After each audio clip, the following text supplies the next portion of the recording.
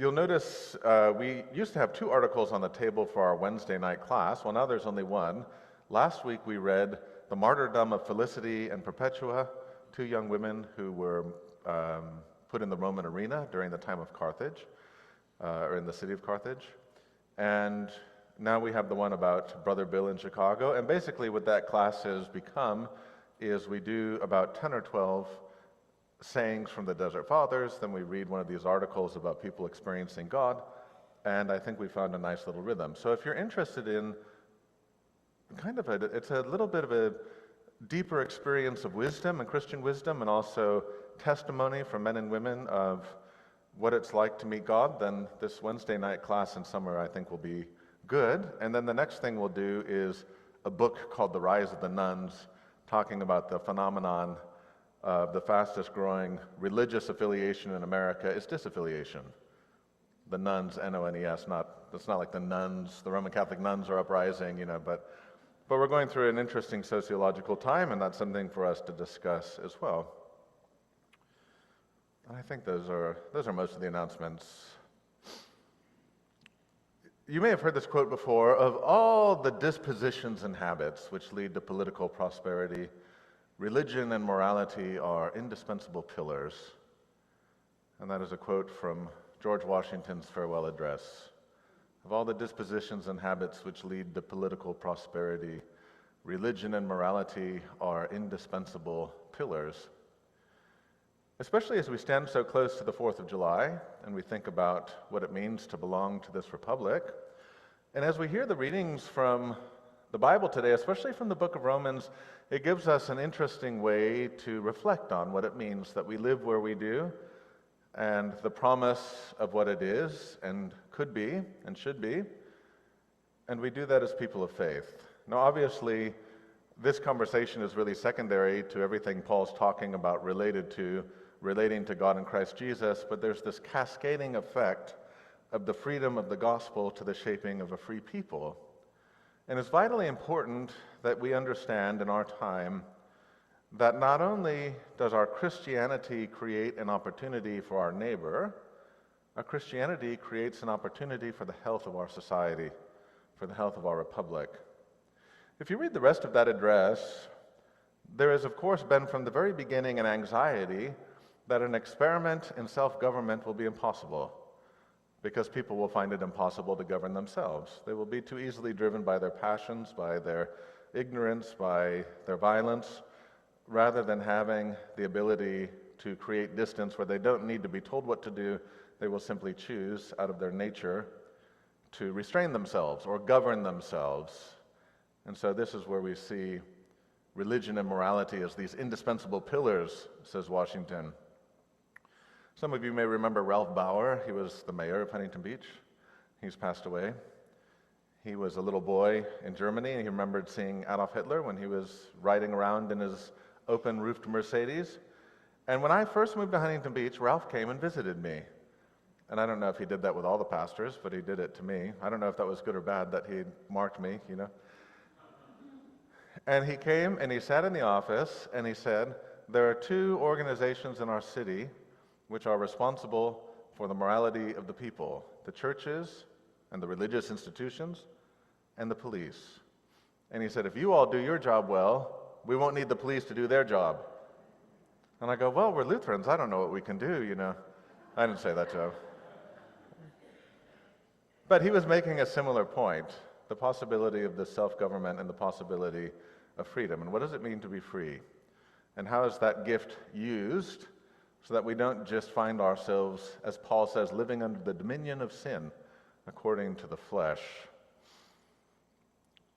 If you listen to the gospel reading this morning, what Jesus is inviting us to do, which reflects on this larger question of our citizenship, is he's really asking you, what are you watering?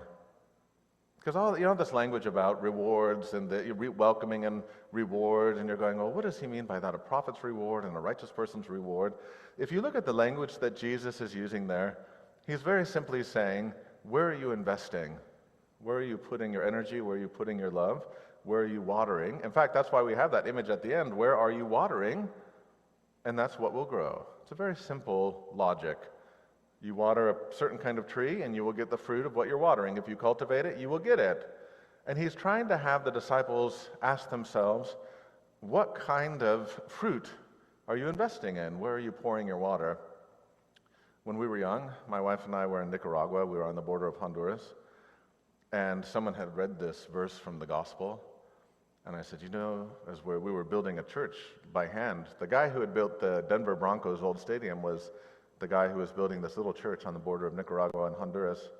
And I go, you know what I'm going to do? I'm going to start offering water to the workers, because Jesus said if we give, a cold water, we will not lose our reward. Well, that seemed like a great idea until they thought that I was the water boy, and then they started demanding that I give them water. And I go, wait a minute, no, I'm not. You're not supposed to tell me what to do. I'm supposed to offer this out of my love for you, But it actually came up as an interesting insight, which was I wasn't really doing it out of love. I was doing it for myself. I was doing it as a way to practice my faith with myself as the reference point, rather than my neighbor as the reference point, rather than really caring about the well-being of the other people in my community. And this is precisely part of the moral formation that Christianity offers us, which is to recognize that when we talk about inalienable rights, that sort of anthropology of the Declaration of Independence, that it's not just ours but other people's. And we make space for that in this experiment of self-government. And I think this is really important for us to recognize. I mentioned this to you last Sunday. I was sitting with a group of pastors. We were sitting from people, this was just this week, people from the police department and the city of Huntington Beach. And they're trying to take what we're doing as a church and replicate it. Sort of this rapid response to people experiencing homelessness who have services but need a bridge to get there. And now we have 5 churches that are committed to joining us in this work, which will be interesting to see what happens, because if we can multiply our impact by 5, that's great. We'll really be able to provide an expansive set of services as the workers do their work. So we're supporting people who are already on their way to the next thing. They just need some early girding and support. And so we were sitting and we were talking and reflecting on what that looks like. And it's very much the same work. It's the giving of cold water to people who find themselves in trouble.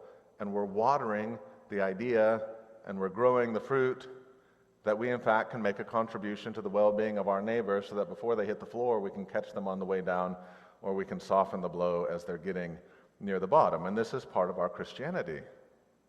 Now, I made the mistake of preaching that last week, and wouldn't you know it, there was someone at the second service who pulled me out after the service and said, oh, well, I need help. I go, well, I'm not supposed to be helping people. That's just what I tell the people in the church, like. No, I didn't say that. But I was holding Don's ashes, because we were doing the service for Don afterwards, and I go, well, I'm kind of holding someone right now, but okay, well, I can talk to you. Now, get this story. This is a wild story. I had to confirm this through probably 2 hours of internet searching, because it was so a man born in Baghdad, and he's Shia Muslim, which is not what they are in Iraq, that's more Iran. He ends up getting a master's degree in English literature, moving to Libya, moving back to Iraq, then to Iran, and then seeks asylum in Scotland.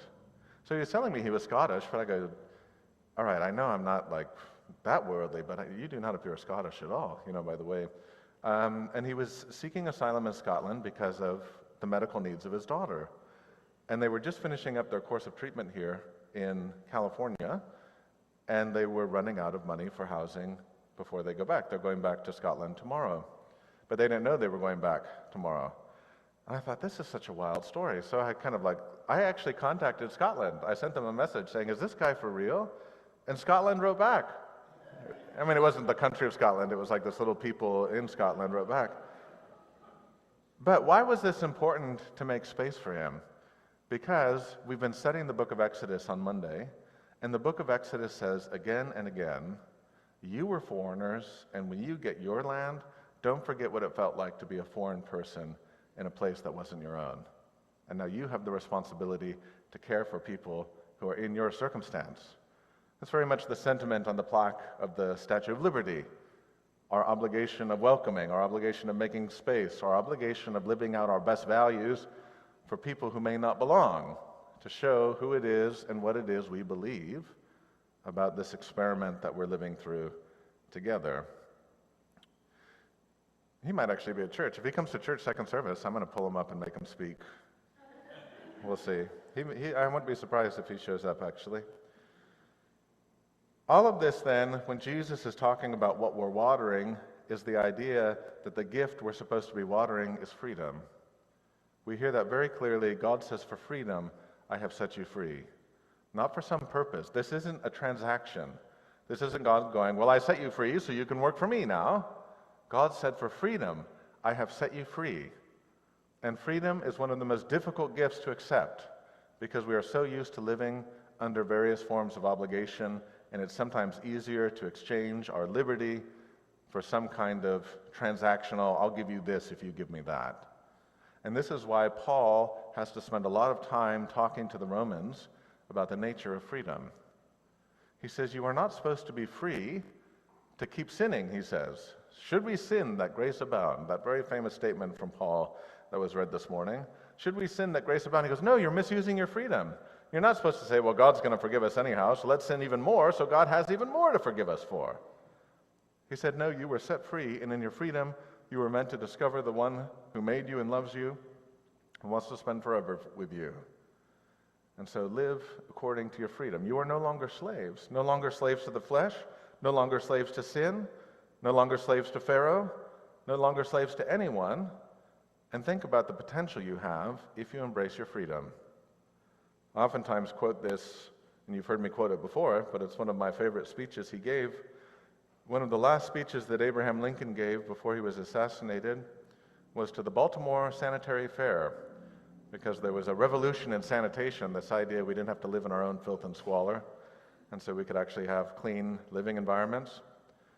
And it was just after the Fort Pillow massacre, and he was talking about the definition of liberty. He said, the world has always wanted a definition or been in want of a definition for liberty, and we are definitely in need of one now. He said, for some people in our country, liberty is the wolf chewing on the sheep. And for the sheep, their definition of liberty is not being chewed on by the wolves. And he said, whatever definition we come up with, let us not use the Wolf's Dictionary. And that's a lovely phrase from Abraham Lincoln. Let us not use the Wolf's Dictionary as we think about the call to freedom and what it means to enhance the freedom of others and to see that gift in them themselves. And there was a very interesting situation that happened in the American Civil War where when the Union Army was taking Confederate land, they were ending up with a lot of slaves that were considered contraband of war. And they set up a little colony in Roanoke, North Carolina that became an experiment by the U.S. Army in allowing people to be free, to participate in commerce, to create families, to do all of the normal things that people should be free to do. And it actually went really well. A lot of them were making tons of money as turpentine farmers, which now probably is something that no one does anymore. I don't know if you have met any turpentine farmers recently. We don't need a lot of turpentine. But they were making tons of money farming turpentine in North Carolina until after Lincoln was assassinated and Andrew Johnson gave back all the old lands that had been confiscated up until that point. And that was the end of that experiment, this Roanoke free colony.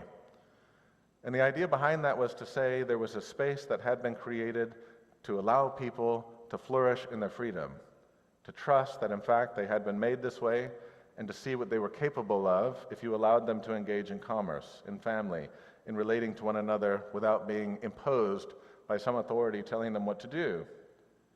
And this is exactly what Paul is proposing for the church, that the church is this experiment in true freedom, where we should let people flourish, to engage in all sorts of human business. That's why from beginning to end, from birth until death, marriages and sicknesses and health and everything else we participate in, because what would it mean to live like this gospel of freedom and to allow people to understand their true calling, their true nature, to water that again and again, first with the baptismal water, to water it with the blood of the altar, to water it with Christian fellowship, charity, fraternity, and to see what happens to human lives as they're allowed to prosper and flourish.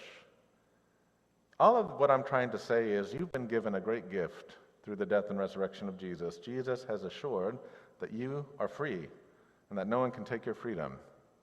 The primary benefit of that is that you can relate to God who made you with the dignity of being above the angels. That's what the New Testament says. But it also means that you have the gift and possibility of contributing to our democracy, contributing to our society, and being a person that allows for political prosperity because you have been shaped to use your freedom well. And very much like this candle, Paul and I were talking about this candle being lit. It is the reminder of what you were told at baptism: let your light so shine before others that they might see your good work and glorify your Father in heaven. Amen.